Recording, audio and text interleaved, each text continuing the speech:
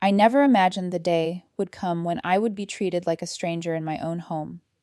After dedicating decades of my life to raising my children, nurturing them, and sacrificing every comfort I had for their happiness, I was suddenly told I was in the way. "We don't have space here, you old parasite! Leave!" Jessica, my daughter-in-law, shouted at me, her voice sharp, unyielding, her words cut deeper than any knife could. At first, I thought it was a moment of anger, a bad day, a misunderstanding. But when my son Robert silently nodded beside her, refusing to say even a word, I realized this was not fleeting rage. It was a calculated decision to erase me from their lives. I stood in the living room, staring at the familiar furniture, at the photographs lining the walls, at the memories etched into every corner. Robert's childhood photos, the ones of him laughing on the beach, at his first birthday, at his high school graduation.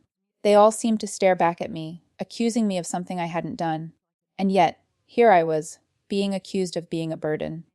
I had given them everything: love, guidance, support, and now my presence was too much for them. Jessica began throwing things into boxes with a sense of vindictive satisfaction. My china, my vases, the delicate porcelain figurines I had collected for years, they were tossed around carelessly, as if the years of care and attention I had given them meant nothing.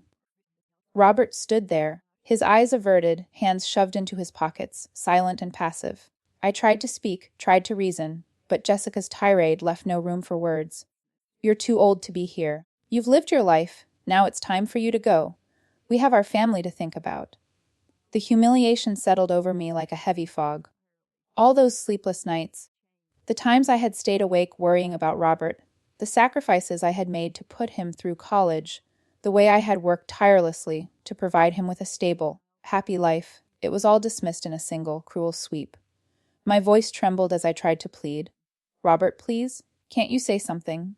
Can't you stand up for me?" But he didn't. He only looked down, avoiding my eyes, and in that moment, I saw a stranger where my son had once been. Tears blurred my vision as I moved through the rooms, packing what little I could carry. The furniture I had chosen, the decor I had meticulously arranged, the love I had poured into this house, it was being reduced to a series of boxes. Jessica barked orders at me, and I obeyed, numb and disbelieving. She didn't want to see my pain. She wanted to assert dominance, to remind me that I was no longer welcome. And Robert, my son, allowed it. By mid-afternoon, I was ready to leave. Suitcases in hand, I paused in the doorway, looking back at the house that had been my sanctuary. Memories rushed at me in waves: birthday parties in the garden, quiet evenings by the fireplace, the sound of Robert's laughter echoing through the halls. And now, every memory felt tainted, invaded by betrayal. I turned to my son one last time. "This house, all these years, I built it with love. Do you not see that?" Robert's silence was deafening. He looked at me, finally, and there was no recognition in his eyes, only the cold resolve of a man who had chosen his wife over his mother. Jessica smirked, satisfied with the damage she had wrought. "We're doing what's best for our family," she said, as if that excused everything. But I knew the truth. They were afraid of nothing but inconvenience, afraid of having to accommodate me in the life they had built without me, afraid of acknowledging the sacrifices I had made. I stepped outside, dragging my suitcases behind me, the weight of betrayal heavier than any luggage. The sun was setting, painting the sky in shades of red and orange, mocking me with its beauty. My neighbors watched silently, some with pity, others with curiosity, as I carried my life away from the house I had called home. In that moment, I understood the depth of what had been taken from me. Not the furniture, not the jewelry, not the tangible possessions, but the respect, the dignity, the love that had been replaced with contempt.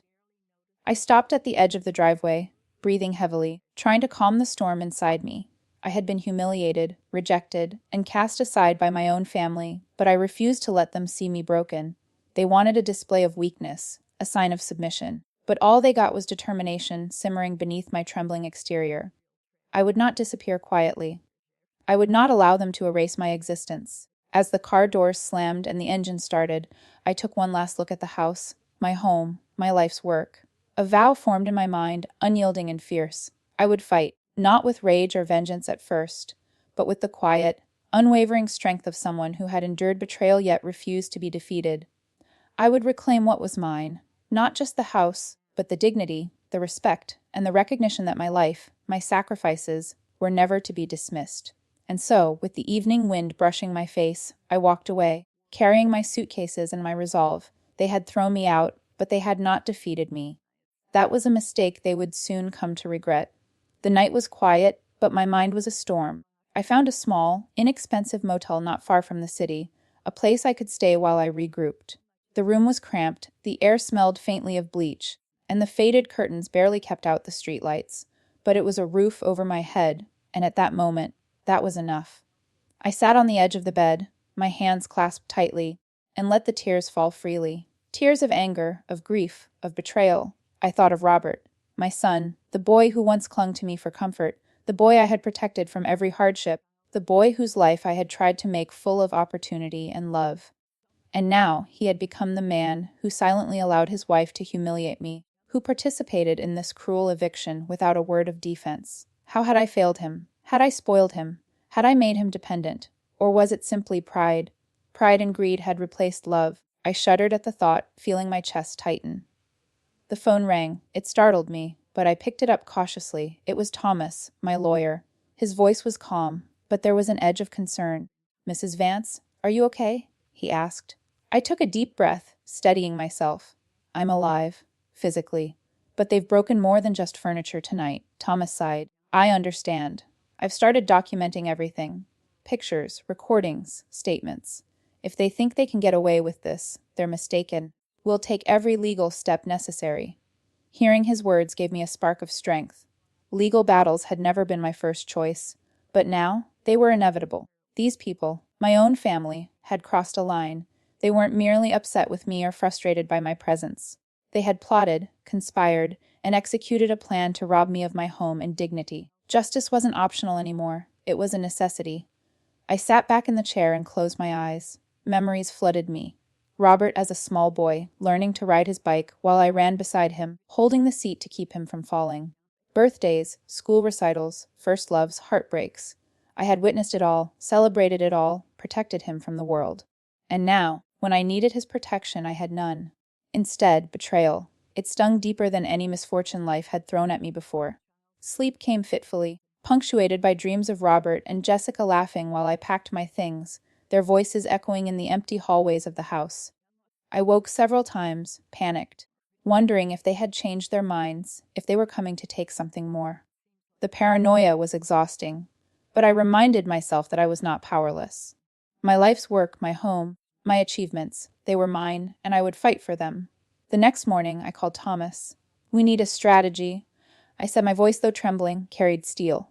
Thomas agreed. "First, we'll document the eviction, all items removed, the condition of the property. Then, we'll prepare for a civil claim. We'll prove you were unlawfully forced out and that their actions constitute psychological abuse, emotional distress, and attempted theft. We'll make sure the law is on your side." I spent that day gathering every scrap of evidence I could recall. Photographs, receipts, letters, even the jewelry inventory I had kept for decades. Each item became a piece of armor. Each memory became a weapon against their lies. I wasn't merely fighting for a house. I was fighting for my life's dignity, for recognition of every sacrifice I had made. That evening, Thomas visited the motel. He looked around, his expression one of both sympathy and determination. "You'll need to come back to the house for an official inventory and inspection," he said. I nodded, steeling myself. I hadn't been able to step foot in my home since they had thrown me out, and the thought of facing Jessica and Robert again made my stomach twist. But I couldn't allow fear to paralyze me. The following morning, we returned. The house stood silent, eerily empty. The doors creaked as I pushed them open. Dust settled in sunbeams, streaming through the windows, and the furniture, though moved, remained intact. But the personal items, the small treasures of decades, were gone, or tossed into boxes ready to leave. I felt a surge of both sorrow and rage. This was war. Not the war of fists or shouting, but the war of truth, justice, and accountability. Thomas began photographing and cataloging everything, narrating for the official record. "This," he said, pointing to the displaced jewelry, "is evidence of attempted theft and conspiracy. The boxes of furniture moved without your consent indicate trespass and psychological abuse." I listened, silent but burning with resolve. The law would acknowledge what my family had refused to see, that age does not equal weakness, and betrayal does not go unpunished. Hours passed in methodical documentation. I wandered through each room, touching objects, remembering laughter and tears, holding memories in my hands like fragile glass. Some things could never be restored, photos missing, heirlooms gone, the sense of security shattered. But the fight for justice had begun. And that fight, I knew, would restore more than property. It would restore my dignity. The next morning, the first rays of sunlight revealed the house in a harsh, unforgiving light. Dust motes floated in the air, disturbed by the drafts through open windows. The front door had been forced slightly, evidence of Robert's hurried escape with the suitcases. Every corner of the house seemed to mock me, reminding me of what had been taken, not just physically, but emotionally. Thomas stood beside me, clipboard in hand, as we started a room-by-room inspection. In the master bedroom, Thomas said, these drawers were emptied without consent, jewelry missing, personal items removed, documented as evidence. I ran my hand over the dresser, feeling the grooves left by the force of someone rifling through my things. Each mark was a scar, a silent testimony to the betrayal. The living room cushions, once carefully arranged, were tossed. Some ripped. On the floor, a few strands of hair, mine or Jessica's, remained tangled in the carpet. Thomas took photos, labeling each meticulously. My heart ached, but anger surged stronger than sorrow. I could feel it burning through me, sharpening my thoughts. They had dared to treat my home, my sanctuary, as though it were theirs. As if my life's work, every late-night sewing, every penny saved, every sacrifice I had made as a widow raising a son alone, meant nothing. They had come armed not with love, not with understanding, but with entitlement and deceit.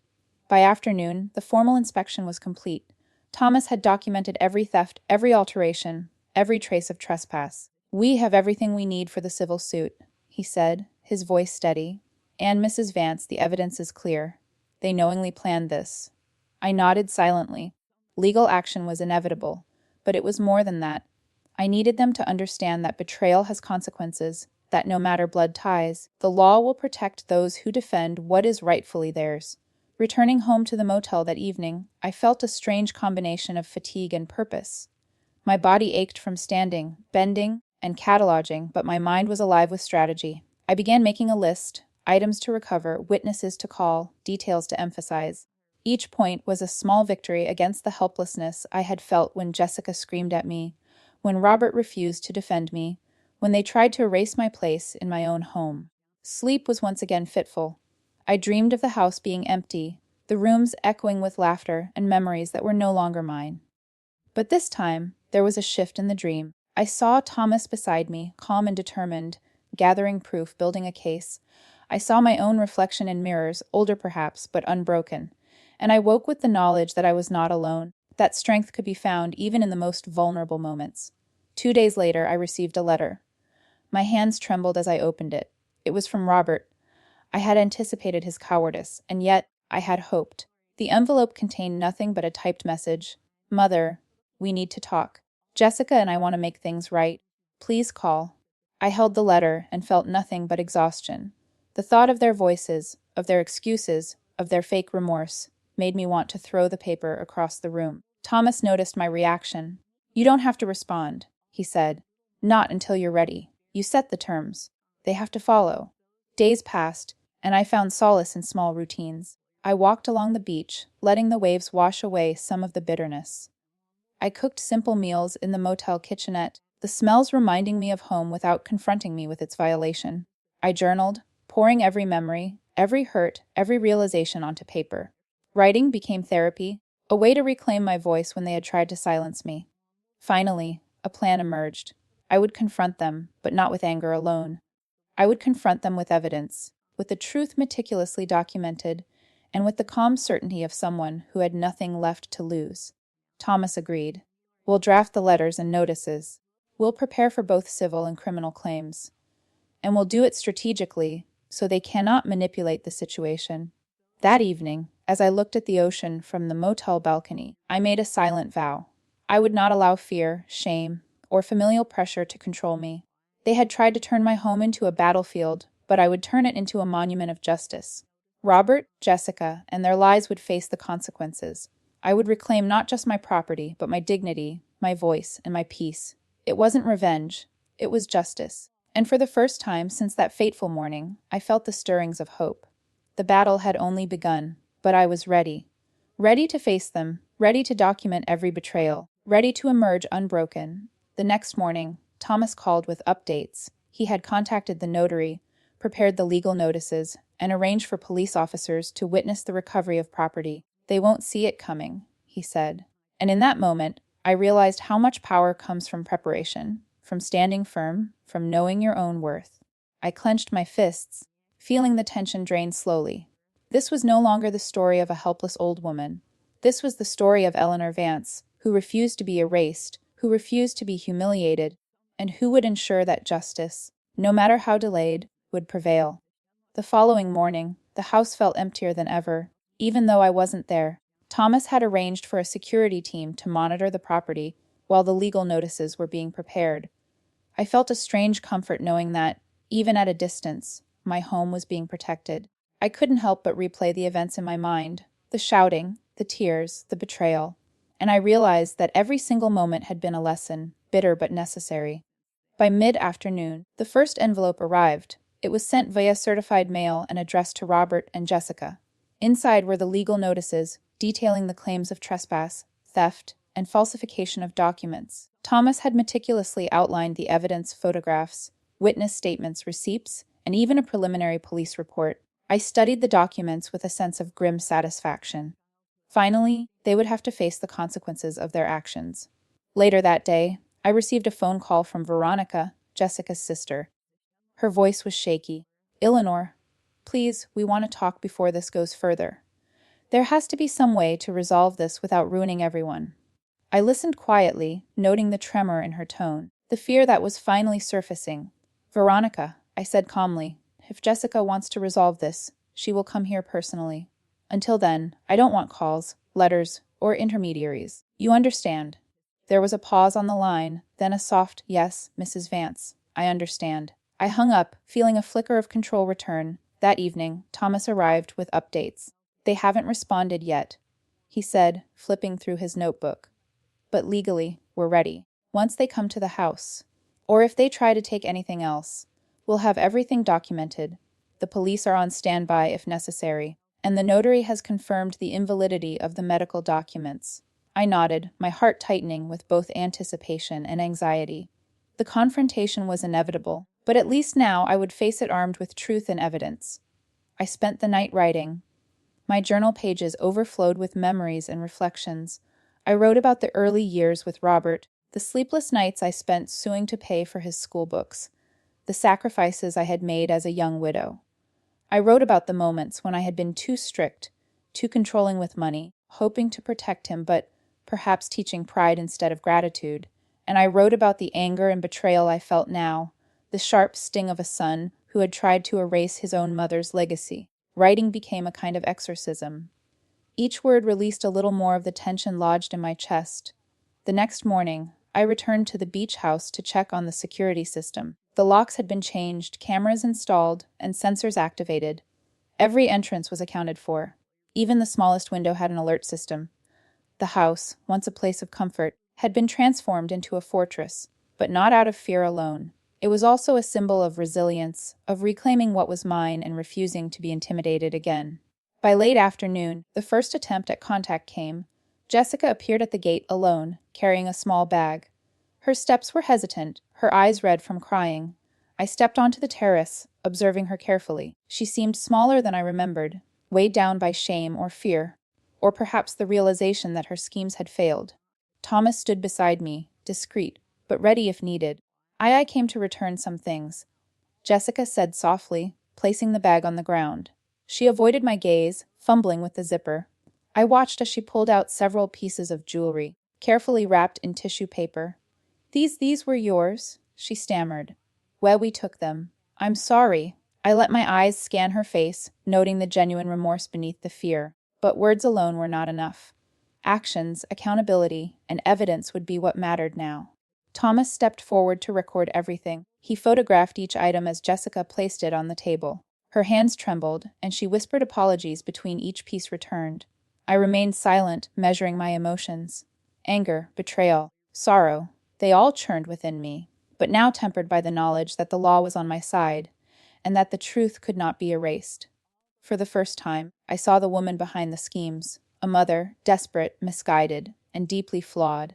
The realization did not erase the betrayal, but it gave me clarity. Jessica was no longer the invader of my home, but a cautionary example of the consequences of entitlement and deception.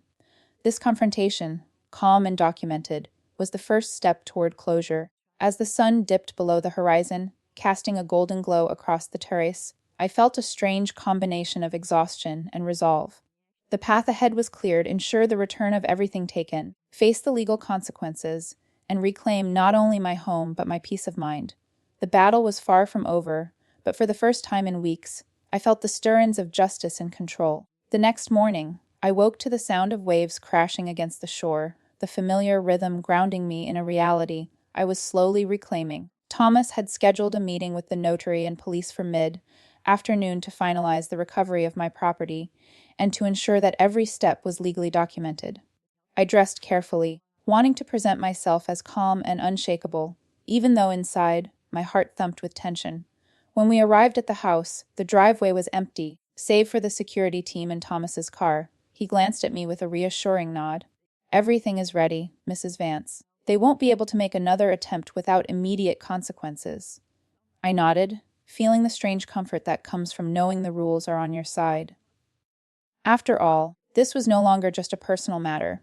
It had become a battle of legality and morality, and I was armed on both fronts. Around mid-afternoon, a black SUV pulled up slowly. The vehicle's tinted windows gave away nothing, but I knew immediately who it contained. Jessica stepped out first, her shoulders hunched, the bag of returned items clutched tightly in her hands. Behind her, Robert remained seated, head bowed, avoiding the sunlight and, presumably, my gaze. My chest tightened, not with fear this time, but with anticipation. The time for truth had arrived. Jessica approached cautiously, placing the bag on the terrace table. "Mrs. Vance," she began, her voice trembling, we are here to make amends." I observed her carefully, seeing the genuine remorse beneath her shame. Each movement, each hesitation, told a story that words could not fully convey, a story of desperation, fear, and finally, accountability. I said nothing, letting her actions speak. She unzipped the bag and carefully removed the pieces of jewelry, pearl earrings, gold and silver chains, and a delicate watch that had belonged to my late husband. "Everything that was taken," she whispered, placing each item deliberately on the table. I inspected them silently. Some were slightly scratched, some tarnished, but they were mine again. Not everything could be undone, but the restoration of these objects was symbolic, a step toward justice and order. Thomas recorded everything, snapping photographs of each item as it was returned. He took note of Jessica's demeanor, her words, and her body language, ensuring that no detail was lost in the documentation. Even the police, who had arrived quietly, observed the process with professional detachment. This was not just about reclaiming stolen possessions, it was about establishing accountability, ensuring that betrayal had consequences. Finally, I spoke, my voice calm but firm. "Jessica, I appreciate the effort to return my belongings. But understand this, restoring the jewelry does not erase the humiliation, the planning, or the emotional wounds. Accountability is not measured in objects alone." She lowered her gaze, nodding silently. For the first time, I sensed that she understood the gravity of her actions. Her tears, genuine and unmanipulated, were a stark contrast to the manipulative behavior I had witnessed during the move. Then, Thomas turned his attention to Robert. "You may step forward, sir, to acknowledge the legal documentation," he said. Robert hesitated, swallowed hard, and slowly exited the SUV. His eyes were downcast, and I noticed the deep lines around them, the premature aging that stress and guilt can carve into a person. He stopped a few feet away, maintaining a careful distance, as if fear and shame had built an invisible wall between us. I know words are not enough," Robert said finally, his voice low, cracking at the edges. "I betrayed you, Mom. I let my pride and my family's needs override my respect for you. I falsified documents, remained silent when I should have defended you, and humiliated you in your own home. There are no excuses. I am deeply sorry." His confession hung in the air, heavy and raw. I remained silent, allowing the weight of his words to settle. The legal documents were signed in a meticulous, formal process. The police and notary witnessed every step. Each signature, each initial, reinforced the legitimacy of the actions taken and ensured that Robert and Jessica could not legally dispute the recovery. The false medical report, The property transfer attempt, the public humiliation, all were now officially nullified and documented as evidence of wrongdoing. As the process concluded, I stepped back, letting the tension ebb. My home, my sanctuary, was restored not only physically but legally and morally. The confrontation had been intense, exhausting, but necessary. I realized that victory wasn't about revenge. It was about reclaiming dignity, establishing boundaries, and affirming that betrayal, even by those we love, cannot go unchallenged. That evening, I sat on the terrace, the ocean breeze brushing against my face. I thought about the complexity of human relationships, about pride, desperation, and forgiveness. I understood now that what Robert and Jessica had done was rooted not in malice alone, but in a twisted combination of need, entitlement, and poor guidance. Still, the lesson was clear. Actions have consequences, and respect, once broken, must be rebuilt carefully or not at all. The days following the confrontation were strangely quiet. The house felt different, lighter, safer, as if the walls themselves had exhaled after holding the tension for weeks. I walked through each room slowly, inspecting, touching, reaffirming ownership not only of the space but of my life and choices. The security cameras had been installed, locks changed, and every corner organized meticulously. I wanted no chance for anyone to invade my sanctuary again, not out of paranoia, but from the hard-earned wisdom that comes when trust has been shattered. One afternoon, while arranging the books in my study, I found an envelope tucked between 2 volumes of poetry. It was familiar handwriting, Robert's. My heart contracted instinctively, a mixture of apprehension and curiosity. I hesitated, then opened it. Inside was a simple note: Mom, I am trying to understand. I am trying to be better. I hope one day I can make amends, even if not fully. No excuses, no demands, just a quiet acknowledgement of guilt. I folded the note back carefully, placing it in a drawer. It wasn't closure, but it was a small sign that the first cracks in his armor of pride were forming. Meanwhile, the legal aftermath continued. Thomas informed me that the plea bargain for Robert and Jessica had been finalized. They were required to pay fines, perform community service, and remain on probation for 2 years. Their criminal record was permanent, a constant reminder of the consequences of betrayal. The false medical report had been officially nullified, ensuring my mental and legal capacities remained unquestioned. Thomas explained, with a faint smile, "Sometimes the law is slow, Mrs. Vance, but it eventually balances the scales." I nodded, grateful, yet I knew that justice in court could never fully repair emotional wounds. I spent the next few weeks reorganizing my life. Maria, my part-time housekeeper, had become a familiar presence, her quiet efficiency a balm to my nerves. Together, we restored the garden, polished the furniture, and scrubbed every stain left behind from the chaotic eviction. Each act of cleaning, each restoration of order, felt symbolic, an affirmation that life, no matter how turbulent, could always be reclaimed piece by piece. It was during one of these afternoons that I received a surprising call. Veronica, Jessica's sister, spoke hesitantly, her voice tinged with guilt and relief. "Eleanor, I just wanted to say that we understand now. We made mistakes, and if possible, I hope you can forgive us." I stayed silent, listening to the tremor in her voice. "Veronica," I said finally, "forgiveness is not a currency to be given lightly. Actions have consequences. Learn from what happened. Ensure that those around you do not repeat these mistakes. That is enough for now." Days later, Jessica arrived alone, carrying a small package. She did not knock loudly or announce herself. She came quietly, a woman aware of the weight of her misdeeds. She placed the package on the table and opened it, revealing my jewelry, each piece meticulously cleaned, along with a handwritten note of apology. "I am sorry, Eleanor, truly sorry," she whispered, tears streaming down her face. I observed her for a long moment, seeing for the first time the genuine remorse beneath the surface of her prior arrogance and manipulation. I understood, in that moment, that some lessons could only be learned through experience. Jessica's apology, while meaningful, could not erase the past, but it marked the first step toward accountability. She left shortly afterward, without a word of expectation. I remained on the terrace, staring at the ocean, feeling the cool breeze wash over me. For the first time in weeks, there was a sense of clarity, a strange peace in the knowledge that justice had been served, and that boundaries had been established firmly and irrevocably. A week later, Robert attempted contact again. This time, he came in person alone, as if shedding the collective weight of his family's decisions. He stood at the edge of the terrace, his posture hesitant, his expression heavy with regret. "Mum," he said softly. "I came to say what I couldn't before. I betrayed you, and I accept every consequence. I don't expect forgiveness, but I need you to know that I am aware of my failures, and I will work to be a better person." I said nothing immediately, letting him absorb the stillness, the cool air, the reality of accountability settling around us. I realized then that the hardest part of betrayal wasn't the loss of trust. It was the confrontation with human imperfection, with pride, desperation, and misguided loyalty. Robert's acknowledgement, though far from absolution, was a step toward reclaiming dignity, not for him, but for both of us. It was a fragile beginning, a tentative attempt at rebuilding a relationship fractured by greed and pride.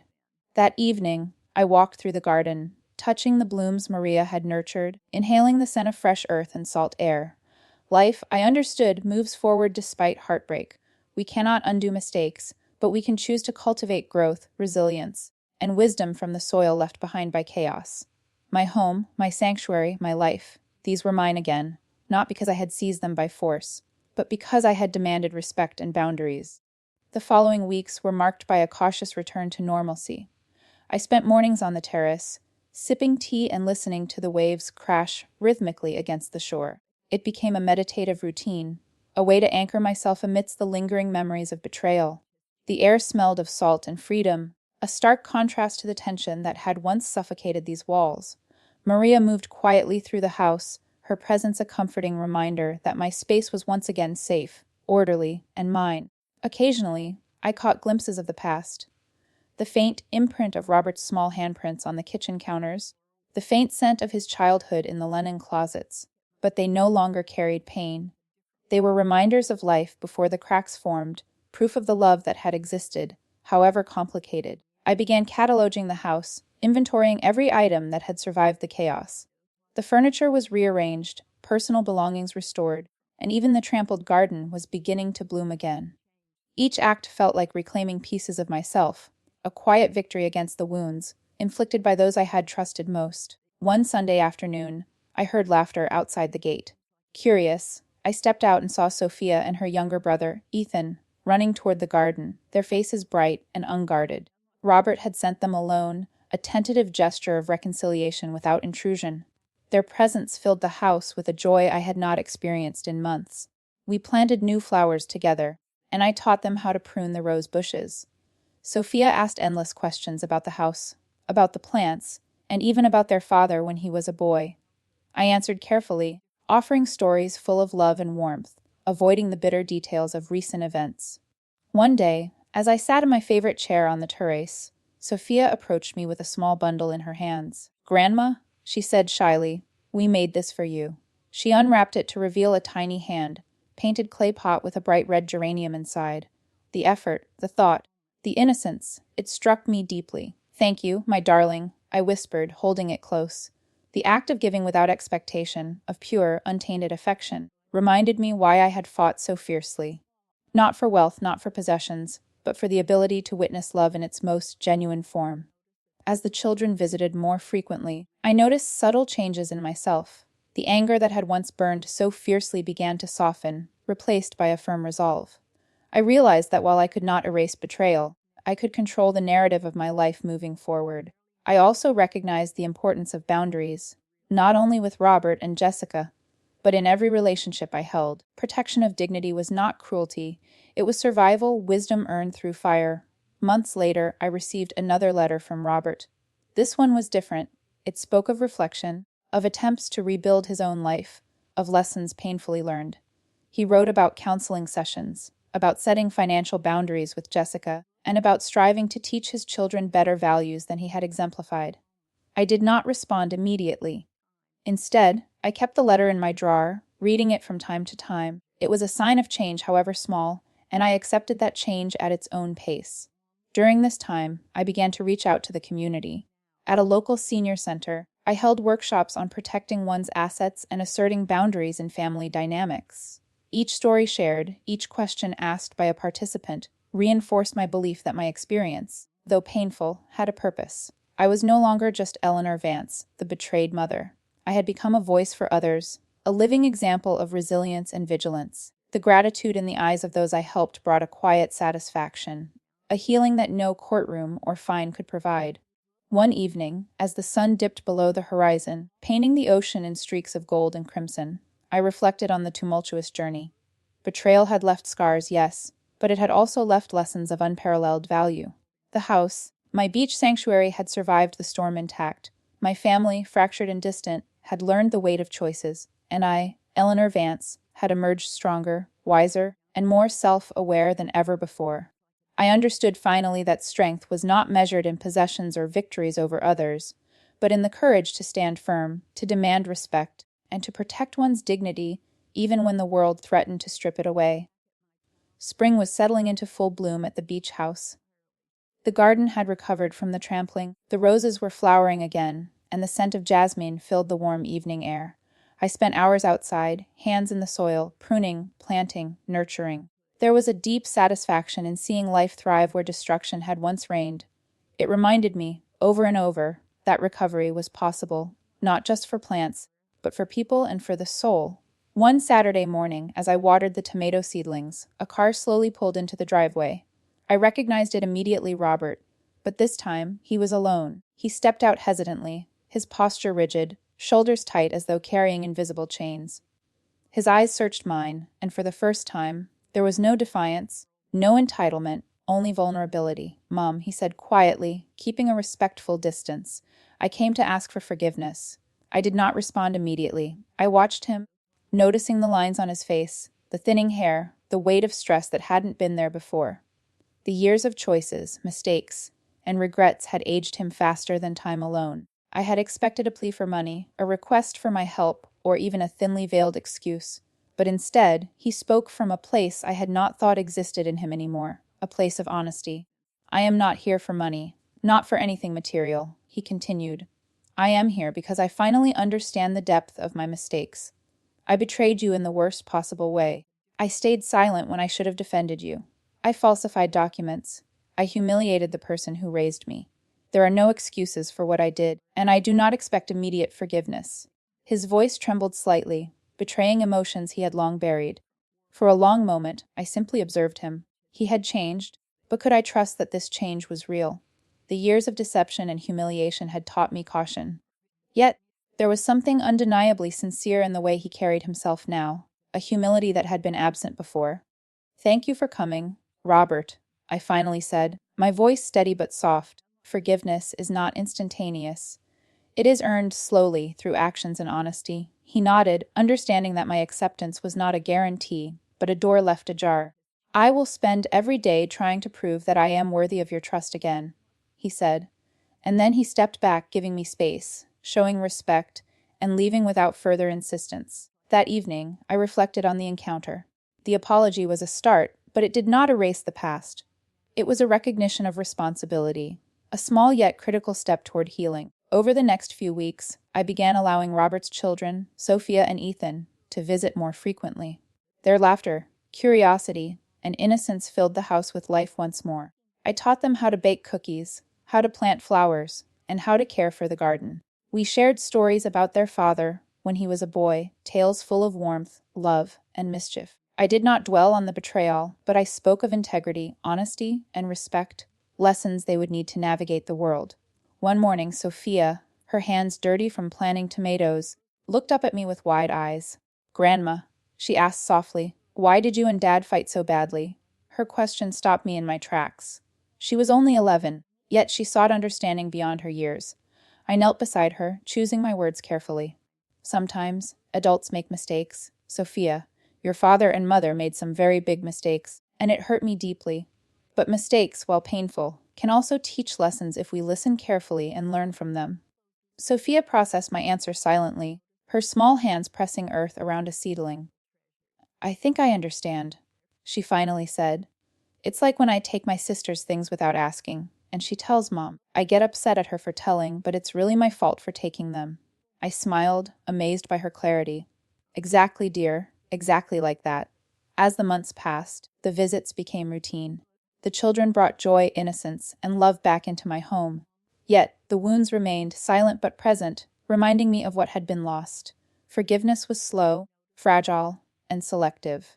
It did not mean forgetting the betrayal. It meant acknowledging it without letting it control the future.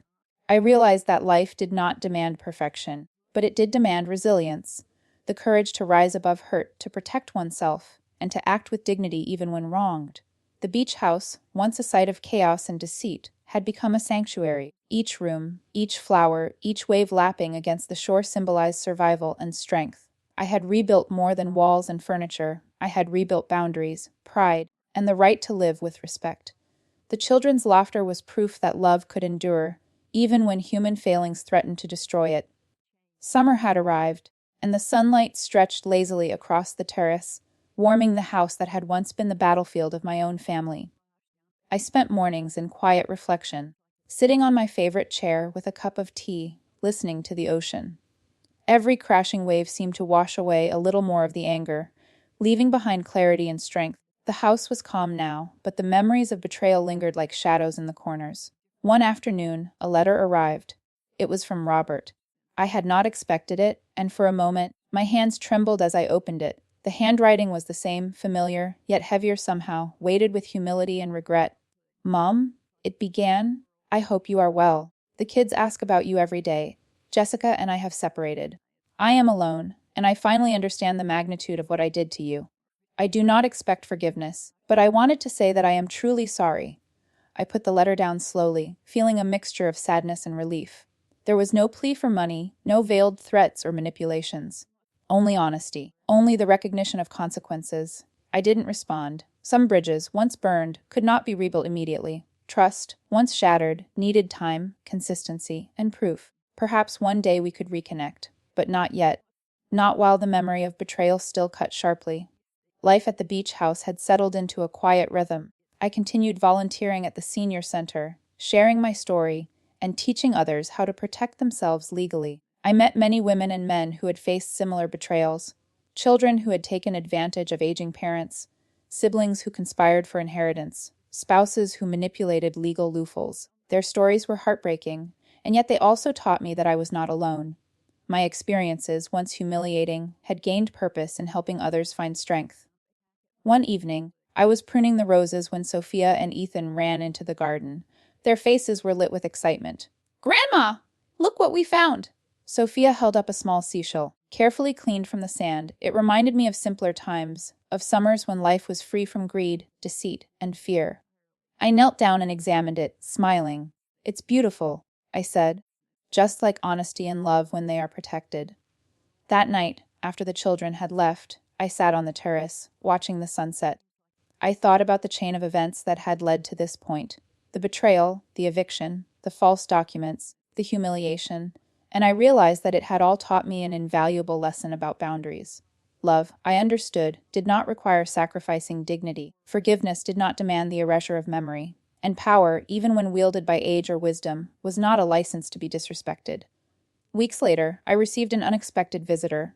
Veronica, Jessica's sister. She came alone, eyes moist and hands shaking slightly. "Eleanor," she said softly, "I came to apologize. We've caused so much pain. I know I can't undo what's been done, but I wanted to say that I am deeply sorry for our part in everything." I nodded silently, acknowledging her words. Sometimes, an apology needed no acceptance. It was enough that it was offered. The house continued to thrive, and so did I. I invested in small projects, painting, repairing, and decorating rooms that had once been neglected. The terrace received new chairs, the kitchen gleamed with polished counters, and the garden became a sanctuary not just for me, but for life itself. Birds returned to the trees, crabs scuttled along the sand, and the scent of the ocean mingled with the flowers. The house, once a symbol of conflict, had transformed into a symbol of resilience. One afternoon, Thomas called with news. "Mrs. Vance, the legal case is officially closed. Robert and Jessica have paid fines, completed community service, and the false medical documents have been nullified permanently. Your rights, property, and dignity are fully restored." Relief settled over me like a warm blanket. Justice had been served, not with vengeance, but with the firm application of law and morality. Yet even with justice, life required vigilance. I hired Maria, a trusted housekeeper, to maintain the house when I was away. I upgraded security, updated my will, and implemented systems to prevent any repeat of past disasters. Independence, I realized, required protection, physical, emotional, and legal. I had fought for my home, my dignity, and my peace, and I would not allow anyone to take them again. The first morning of spring, I woke to the sound of waves rolling gently against the shore. The house felt alive, with the warmth of sunlight spilling through the large windows. For the first time in months, I didn't feel the weight of betrayal pressing down on my shoulders. I stepped out onto the terrace and breathed deeply, savoring the air scented with salt and jasmine. This house, my sanctuary, had survived storms far worse than weather. It had survived treachery, deceit, and pain. I spent that day tending to the garden. Each plant I nurtured reminded me that recovery, like life, was gradual. I carefully pruned the roses, tied the young tomato plants, and sprinkled seeds in the freshly tilled soil. Every seed was a promise of something new. Every bloom a reminder that beauty could return even after destruction. The children, Sophia and Ethan, stopped by unannounced, bringing laughter and the fresh scent of innocence into my home. They had grown attached to the rhythm of the house, the stories I shared, and the lessons I imparted. Later that afternoon, a knock at the door startled me. It was Robert, standing alone, hands folded, eyes wary. Time had etched lines on his face, and the man before me was a stranger yet unmistakably my son. His posture was tentative, like a man navigating unfamiliar territory. "Mom," he said softly, "I came to see if it's possible for us to start again. Not for money, not for convenience, just to try to repair what I broke." I studied him in silence. Words of forgiveness hovered on my lips, but truth demanded caution. "Robert," I finally said, "what you did cannot be undone. The humiliation, the theft, the betrayal, those marks remain. Forgiveness is a choice, but it is also a journey. You have begun that journey by acknowledging your mistakes." He nodded, a tear tracing down his cheek.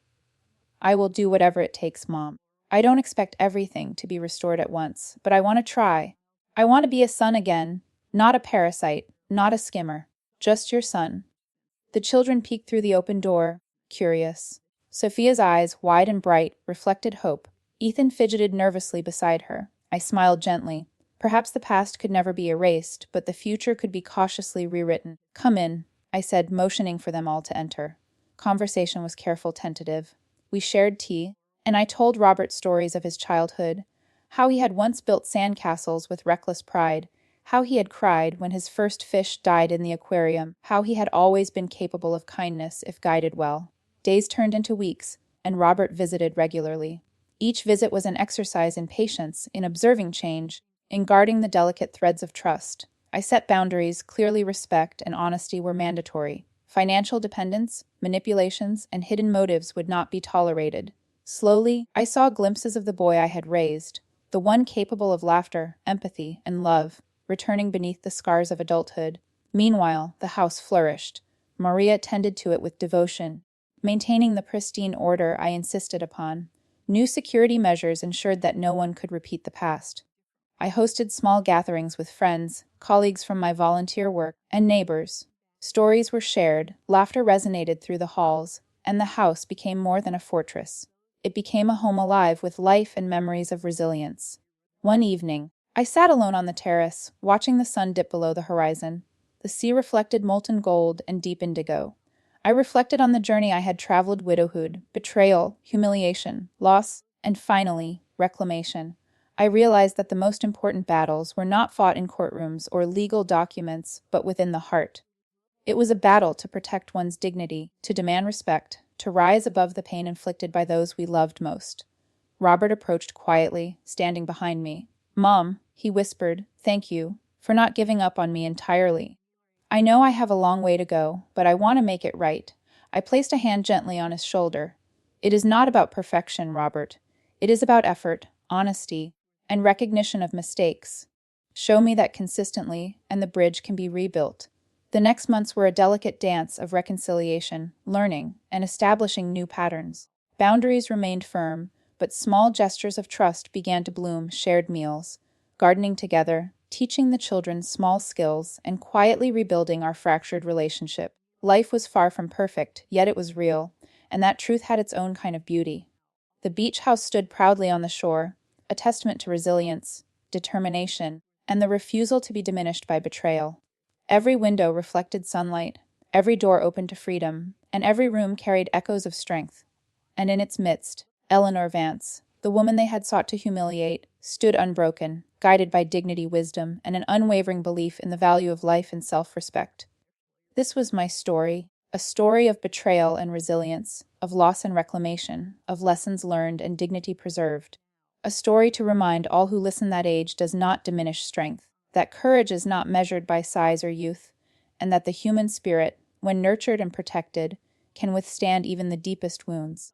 And as I watched the waves stretch endlessly toward the horizon, I realized though life may never return exactly as it once was, the house, the family fragments, and my heart had all found a path toward renewal, tempered by the fire of experience and the wisdom of survival.